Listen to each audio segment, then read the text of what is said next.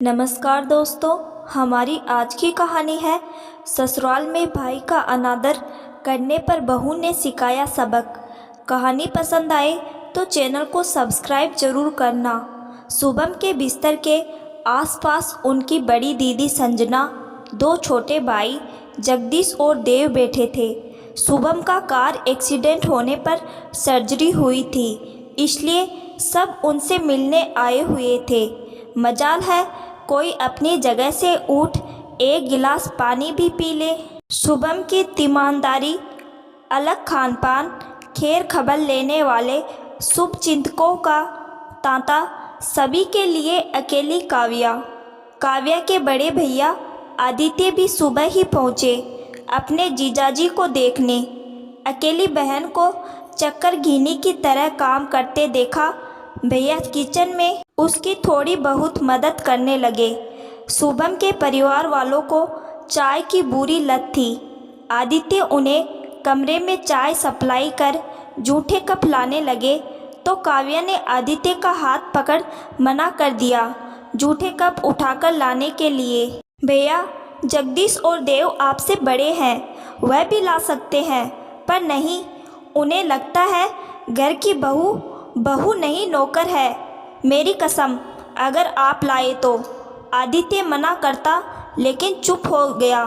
काव्या की भावना को समझकर मेरी तो कोई इज्जत ही नहीं रही, पर बड़े भैया के रूप में मेरे घर और मेरी नज़रों में आपकी इज्जत और मान सम्मान है, इसे मैं गिरने नहीं दूंगी।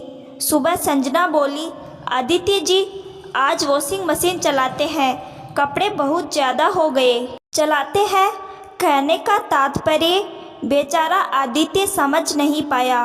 उनकी बातों में आकर आदित्य ने न सिर्फ वॉशिंग मशीन चलाई, कपड़े भी धूप में ले जाकर फैलाए। इंतज़ार करता रहा कोई आएगा मदद के लिए, पर नहीं। यह देख काव्या को बहुत गुस्सा आया।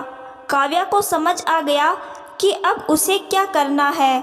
आदित्य बोला, छोड़ो ना काव्या, 2-3 दिन की बात है। अगर मैं नहीं करूँगा तो सारा बोझ तुझ पर आ जाएगा। तुझे इतना काम करते देख मुझे दुख होता है। पापा इतना काम करते देखते तो रो ही देते, क्योंकि तुम उनकी परी थी। शाम को सभी शुभम के कमरे में ही बैठे थे।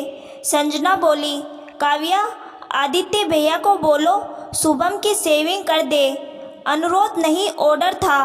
काव्या अपने गुस्से को काबू करते हुए बोली, आदित्य भैया? हाँ, क्यों? आदित्य जी अपनी दाढ़ी खुद नहीं बनाते क्या? अपने जीजाजी के लिए इतना तो कर ही सकते हैं। क्यों आदित्य जी? आदित्य के बोलने से पहले ही काव्या बोल पड़ी, जीजाजी के लिए दाढ़ी क्या, उनकी जान भी हाजिर है, पर वह क्यों बनाए, जबकि शुभम के 2 छोटे भाई भी मौजूद हैं जो बड़े भैया को पिछले 3-4 दिनों से देख रहे हैं। तब तक ना आपको शुभम की दाढ़ी नजर आई, ना जगदीश और देव को। क्या वे दाढ़ी नहीं बनाते? आदित्य भैया को देखते ही आपको इनकी बड़ी हुई दाढ़ी नजर आ गई। उनसे सिर्फ आपको काम करवाने हैं। कोई खुशी से 2 पल बैठ जाए तो आपको यह गवारा नहीं, कुछ ना कुछ काम अवश्य बताएंगे। जगदीश और देव को क्यों नहीं बोला? मेरे भैया शुभम से छोटे जरूर हैं, जगदीश और देव से बड़े हैं, इसलिए मेरे घर में उनको वही मान सम्मान दिया जाएगा जो बड़ों को दिया जाता है। मैं इस घर की बहू हूँ, अपना कर्तव्य और दायित्व निभा रही हूँ, पर आदित्य भैया आप लोगों के काम करने के लिए ना तो बाध्य है, ना आप उन्हें बाध्य कर सकती है। चलो भैया, कहकर काव्या आदित्य को कमरे से बाहर ले गई। संजना जगदीश और देव को सांप सूंघ गया। दीदी, आपको क्या ज़रूरत थी आदित्य को बोलने की? मेरे खुद के 2 भाइयों के रहते अपना अपमान और हम सबका अपमान भी करवाया आपने। आदित्य इस घर में मेहमान है। काव्या को कितना बुरा लगा होगा। कोई आपके भाइयों के साथ ऐसा व्यवहार करे तो आपको कैसा लगेगा? शुभम ने कहा तो संजना को अपनी गलती का एहसास हुआ। संजना, जगदीश और देव तीनों ने आदित्य जी से अपने व्यवहार के लिए माफ़ी मांगी।